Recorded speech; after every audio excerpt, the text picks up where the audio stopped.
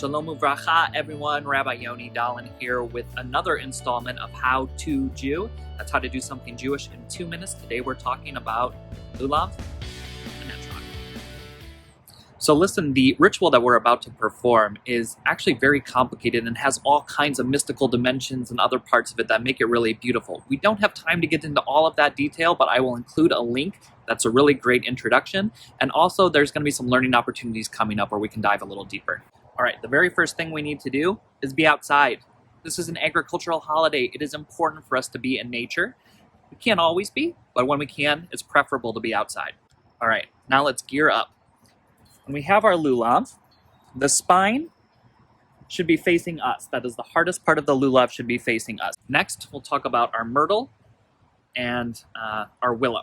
Myrtle will go on the right side when we're holding in our right hand, and the willow will go on our left side. Now we're going to talk about the etrog. Ooh. First of all, you just need to smell it. It smells so good. Okay. Now for the etrog, we're going to start by holding it in our left hand, and we're going to have the pitome, this thing here, we're going to have the pitome facing down to start. So just like this in our left hand.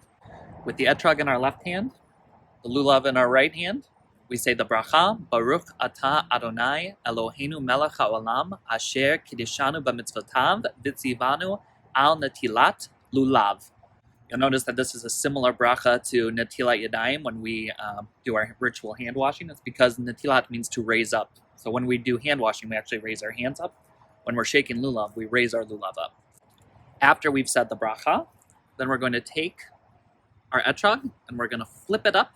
So the pitome is now facing up, and now we're getting ready to actually do the shaking. I am going to take the opportunity for one quick plea here. People in our synagogue and people in general tend to shake their lulav very, very quickly and do the whole process very quickly. Here's what I'm requesting. Take your time. It is a moment of intention. It is a moment of prayer. Take time. Be intentional with it. So this is how we're going to begin. We should be facing east. If you don't know which way east is, you can kind of approximate. But while facing east, we first shake forward 3 times. We turn to our right 3 times behind us. 3 times to our left. 3 times up. 3 times and down.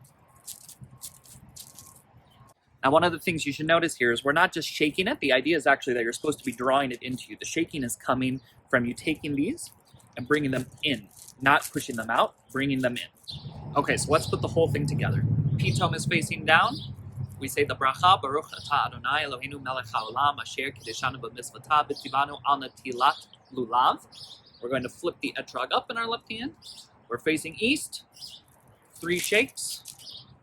3 shakes. 3 shakes. 3 shakes. 3 shakes. And 3 shakes. And that's it. Now just really quickly, what this ritual is a rain ceremony. So an easy way for me to remember it is I try to think of it as we're going around the entire world, starting east and going clockwise, and then we point to the heavens, we point to the rain clouds, and then we say that the rain should come from the sky into the soil. So we go around, up, and then down, all the way around the world, to the heavens, and into the soil. All right, everyone, that's 2 minutes. Thanks for joining us, and Chag Sameach.